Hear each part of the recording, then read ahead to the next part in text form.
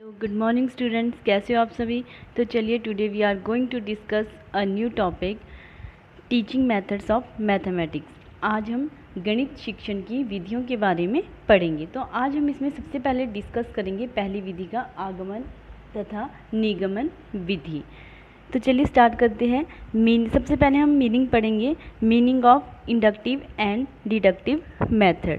Firstly आगमन विधि। आगमन विधि क्या होती है, तो चलिए स्टार्ट करते हैं। आगमन विधि में अनुभवों, प्रयोगों तथा उदाहरणों का विस्तृत अध्ययन करके नियम बनाए जाते हैं। ठीक है, सबसे पहले हमारे जो एक्सपीरियंस होते हैं, जो हमारे प्रैक्टिकल होते हैं, जो हमारे एग्जाम्पल्स होते हैं, हम उनका क्या करते हैं, अध्ययन करते हैं, उनकी स्टडी करते हैं। उसके बाद हम एक नियम बनाते हैं। ठीक है, इस विधि द्वारा शिक्षण करते समय शिक्षक बालकों के समक्ष कुछ विशेष परिस्थितियाँ एवं उदाहरण प्रस्तुत करता है। इन उदाहरणों के आधार पर जब बालक तार्किक ढंग से लॉजिकल लगाता है, ठीक है, लॉजिकल साइड से लॉजिकल तार्किक ढंग से विचार विमर्श करते हुए किसी विशेष सिद्धांत, नियम तथा सूत्र पर पहुंचते हैं। मतलब कि जब हम किसी एग्जाम्पल के बेस पर अगर हम कोई भी लॉजिक लगाते हैं या उसमें कोई भी मतलब विचार विमर्श करते हैं, ठीक है, तो हम क्या करते हैं, हम किसी विशेष सिद्धांत, प्रिंसिपल, नियम, लॉ तथा सूत्र, फार्मूला पर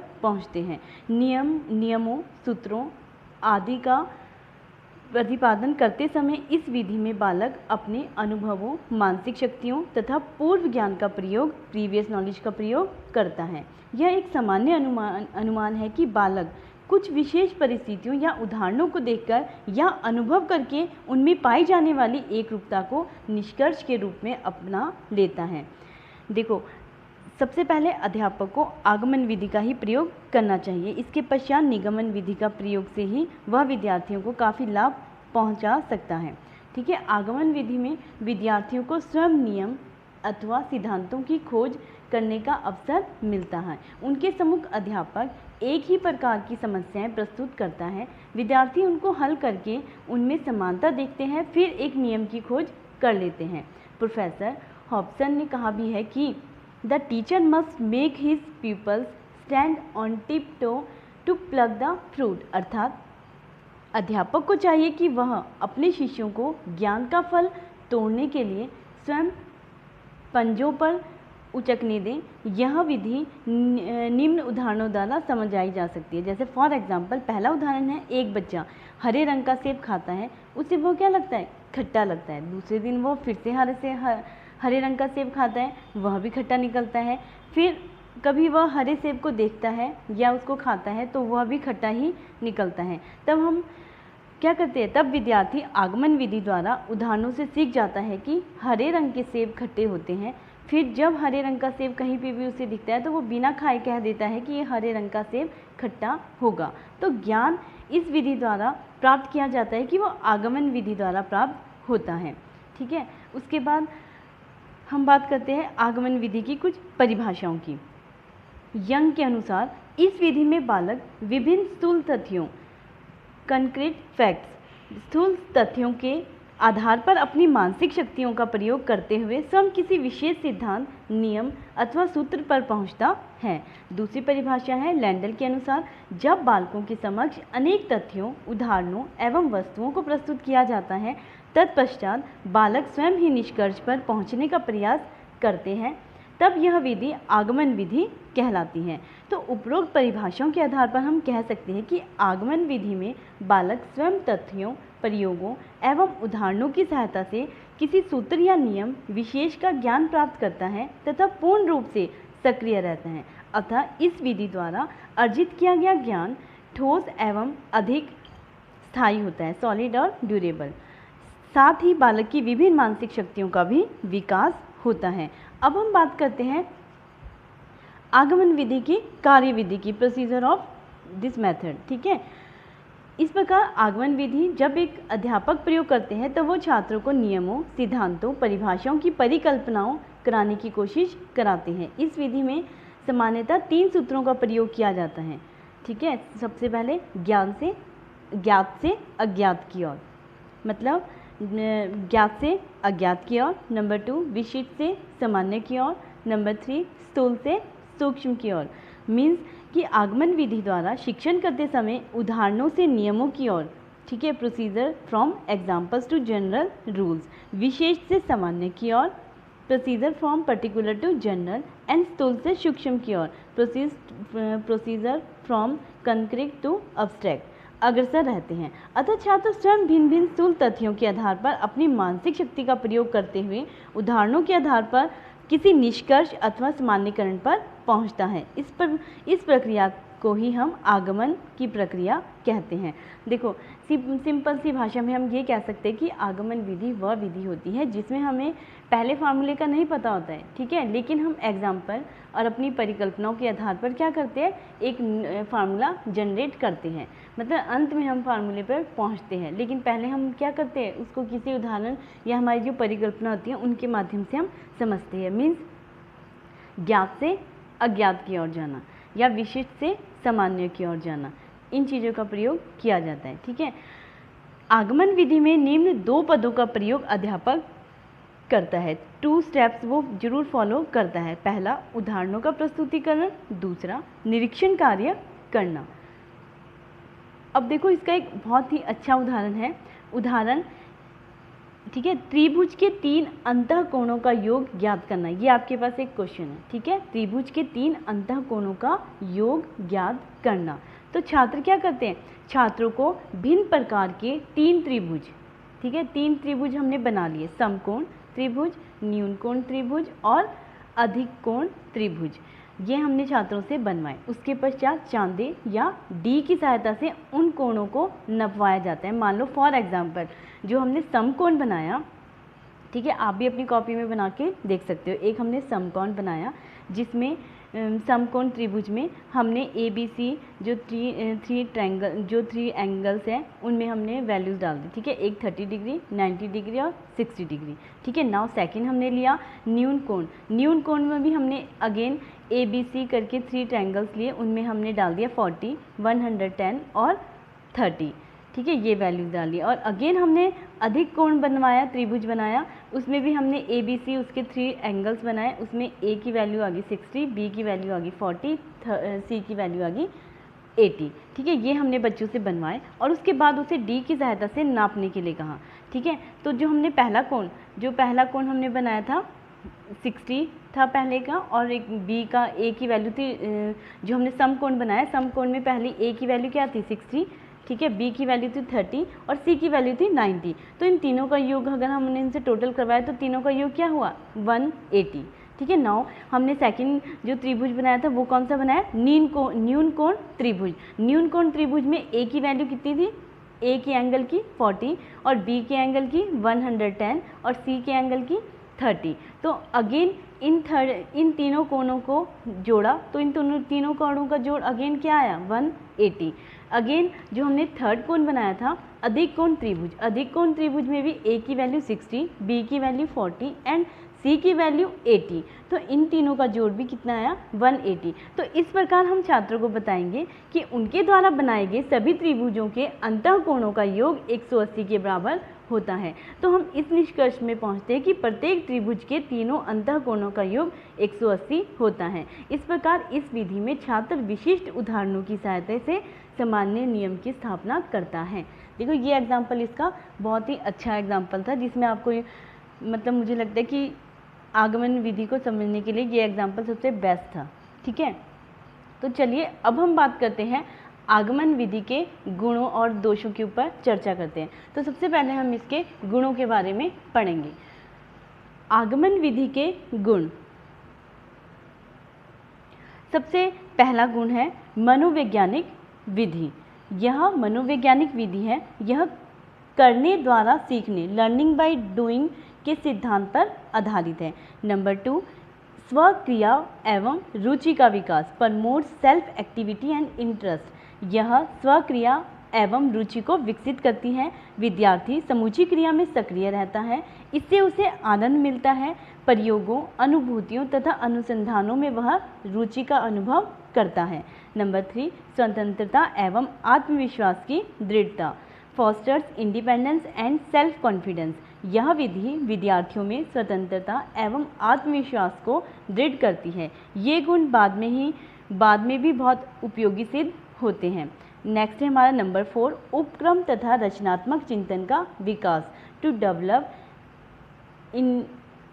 इनिशिएटिव एंड क्रिएटिव थिंकिंग। यह एक ऐसी विधि है जिसमें विद्यार्थी अपने आप ही समाधान की खोज करते हैं तथा उनमें उपक्रम तथा रचनात्मक चिंतन का विकास होता है। उसके बाद नेक्स्ट है हमारा नंबर 5, स्वप्राप्त ज्ञान का विकास, प्रमोट सेल्फ एक्वायर्ड नॉलेज। आगमन विधि की सहायता से हम जो कुछ सीखते हैं वह सरलता से याद हो जाता है क्योंकि यह स्वप्राप्त ज्ञान होता है। नंबर 6, समवाय की संभावना, पॉसिबिलिटी ऑफ कोरिलेशन। समवाय मतलब सहसंबंध, कोरिलेशन सहसंबंध, समवाय मतलब आप समवाय भी लिख सकते हैं और सहसंबंध की संभावना। इस विधि में विद्यार्थी एक जैसी और विभिन्न प्रकृति की विशिष्ट चीज़ों का विश्लेषण एवं प्रशिक्षण करते हैं और सामान्य सत्य तक पहुंचने का प्रयास करते हैं, अतः इसमें सहसंबंध की बहुत अधिक संभावना रहती है। उसके बाद है लास्ट नंबर 7, शिक्षण सूत्रों के अनुकूल, according to maximise of teaching. आगमन विधि में सभी अच्छे शिक्षण सूत्रों को ध्यान में रखा जाता है, जैसे ज्ञात से अज्ञात की ओर, नॉलेज टू अननॉलेज, ठोस से भाव की ओर, अनुभूति से विवेक की ओर, विशिष्ट से सामान्य की ओर। तो ये तो थे हमारे आगमन विधि के गुण। अब हम बात करते हैं गणित शिक्षण में आगमन विधि के कुछ दोषों की। तो इसका जो पहला दोष है वो है नंबर 1,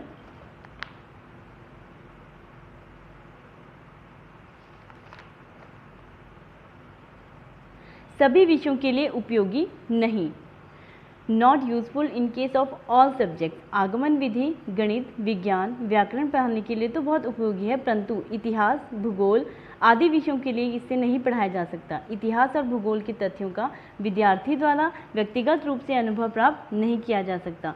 हम क्या करते हैं, दूसरों की प्रमाणिकता से प्राप्त करने, मतलब कि हम इसको प्रमाण सिद्ध नहीं कर सकते। ठीक है। दूसरा है अशुद्ध निष्कर्ष, रॉन्ग कंक्लूजन्स। कई बार विद्यार्थी अशुद्ध निष्कर्ष निकाल लेते हैं, वे पर्याप्त उदाहरणों का प्रयोग करने से पहले ही निष्कर्ष निकाल लेते हैं। इस प्रकार निष्कर्ष क्या हो जाते हैं, गलत भी हो सकते हैं और खतरनाक भी हो सकते हैं। उसके बाद है नंबर 3, लंबे और नीरस। उच्च स्तरों पर या ऊंची कक्षाओं में आगमन विधि लाभदायक नहीं होती है, इसमें बहुत अधिक समय लगता है और शुल्क व नीरस हो जाती है। जो हमारी शिक्षण प्रक्रिया है वो क्या हो जाती है, बिल्कुल नीरस और शुष्क हो जाती है। ठीक है। उसके बाद नंबर 4, निगमन विधि के बिना अधूरी, इनकम्प्लीट विदाउट डिडक्शन। यह विधि निगमन विधि के बिना अपूर्ण है। आगमन सामान्यीकरण में सहायक है। इस सामान्य सिद्धांत को ठोस स्थितियों में प्रयोग करने के लिए निगमन विधि की आवश्यकता होती है। निगमन विधि के सिद्धांत ही हमें गलतियां निकालने से सहायता प्रदान करते हैं। नवीन शिक्षण हमेशा आगमन से आरंभ होता है, निगमन पर अंत होता है। प्राप्त ज्ञान का प्रयोग करके उसे प्रमाणित तथा स्थिर किया जाता है।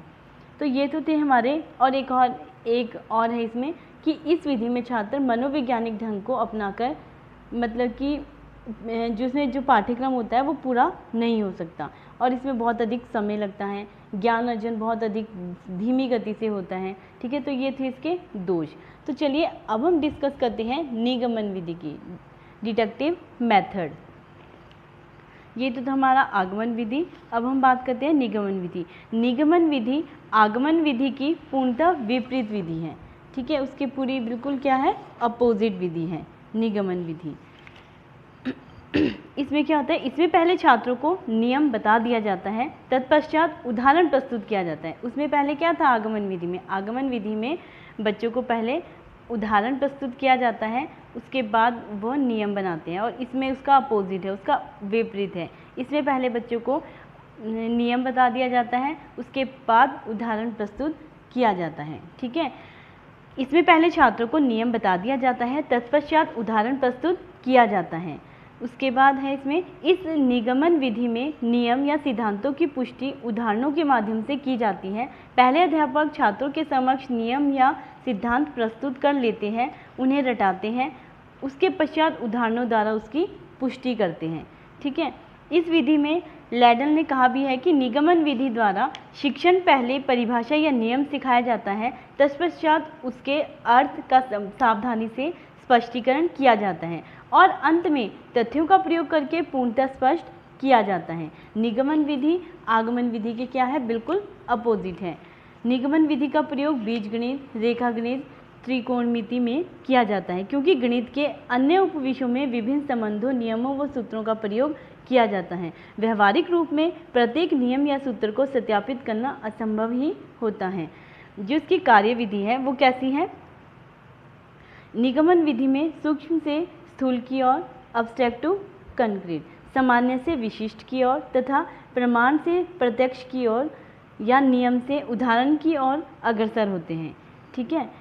इस विधि में बालकों के सम्मुख सूत्रों, नियमों, निष्कर्षों या संबंधों आदि को प्रत्यक्ष रूप से प्रस्तुत किया जाता है। बताए गए नियमों, सिद्धांतों एवं सूत्रों को बालक याद करके कंठस्थ कर लेते हैं तथा अध्यापक बालकों को फिर उसके बाद उसका आंसर निकालने के लिए उदाहरण देके उसकी पुष्टि करते हैं।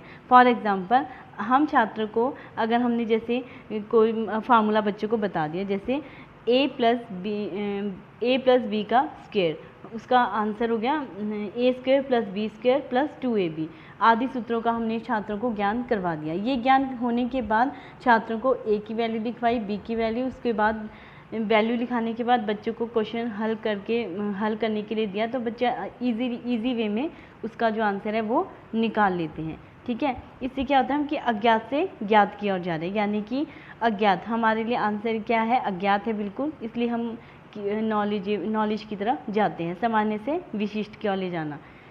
ये इसके एग्जाम्पल हैं। ठीक है। तो चलिए अब हम बात करते हैं निगमन विधि के गुणों की। तो इसका जो पहला गुण है वो है कम समय लेने वाली। निगमन विधि छोटी है और इसमें कम समय लगता है। पूर्व निश्चित सूत्रों से समस्या समाधान कम समय लगाता है। नंबर 2, अध्यापक का काम सरल हो जाता है। Teachers work simplify. निगमन विधि में अध्यापक का काम बहुत आसान हो जाता है। वह केवल नियम का उल्लेख करता है और विद्यार्थियों को उसे कुछ ठोस समस्याओं का प्रयोग करने के लिए कहता है। नंबर 3, छोटे बच्चों के लिए उपयोगी। Useful for the small children. यह विधि छोटे बच्चों के लिए बहुत उपयोगी होती है, क्योंकि छोटे बच्चों के लिए प्रायः हम कहानी विधि का प्रयोग करते हैं। गति में वृद्धि, एम्फेसिस ऑन स्पीड, इससे समस्याओं के समाधान में गति बढ़ती है। नेक्स्ट इज स्मृति को महत्व देना। यह विधि स्मृति को महत्व देती है क्योंकि इसमें विद्यार्थियों को कई सूत्र व परिभाषाएं याद करनी पड़ती हैं। नेक्स्ट है हमारा लास्ट पॉइंट, अभ्यास एवं दोहराई में उपयोगी। Useful during practice and revision. यह विधि अभ्यास व दोहराई में के समय अत्यंत उपयोगी सिद्ध होती है। अब हम बात करते हैं निगमन विधि के कुछ दोषों की। रट्टा मारना। ठीक है। रट्टे को प्रोत्साहन, इनकरेजेस क्रेम वर्क। निगमन विधि रट्टे को प्रोत्साहन देती है। जैसे हम पहले ही कह चुके हैं कि इस विधि में सूत्र, नियम, परिभाषाएं पहले बच्चों को बताई जाती हैं, तो इसमें बाद में विद्यार्थियों को उन्हें प्रयोग करने के लिए कहा जाता है। तो विद्यार्थी नियमों तथा सिद्धांतों को अच्छी प्रकार से समझे बिना ही उनका प्रयोग आरंभ कर देते हैं। अतः शिक्षा प्रक्रिया में तथ्यों के रटने तक ही सीमित हो जाती है। वे शीघ्र ही तथ्य भूल जाते हैं। इसके अतिरिक्त उनका विद्यार्थी के मस्तिष्क पर बहुत अधिक दबाव पड़ता है। नंबर 2, स्वक्रिया का अभाव, नो सेल्फ एक्टिविटी। इससे बच्चे की स्वक्रिया व उनके स्व प्रयास का अभाव रहता है। उन्हें तैयारशुदा नियम व सिद्धांत मिल जाते हैं, उन्हें अपने आप करने के अवसर नहीं मिलते हैं। वे स्व प्रयास तथा स्वक्रिया में आनंद से वंचित रह जाते हैं। उसके बाद नेक्स्ट है हमारा अप्राकृतिक एवं अमनोवैज्ञानिक। निगमन विधि अप्राकृतिक तथा अमनोवैज्ञानिक है। ठोस उदाहरणों में से गुजरने से पहले बच्चा भावात्मक ज्ञान प्राप्त नहीं कर सकता। प्राकृतिक विकास में क्रिया सिद्धांत से तथा उदाहरण भावात्मक विचारों से पहले आते हैं। नेक्स्ट है हमारा जो इसका लास्ट दोष है वो है अनुसंधान के लिए अनुचित। निगमन विधि चिंतन, तर्क और अनुसंधान के विकास के लिए उचित नहीं है।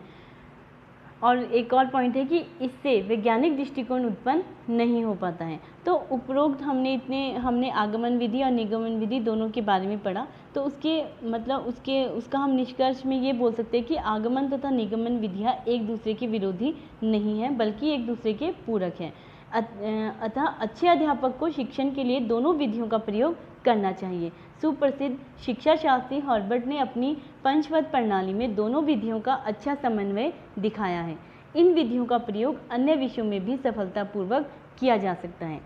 Thank you.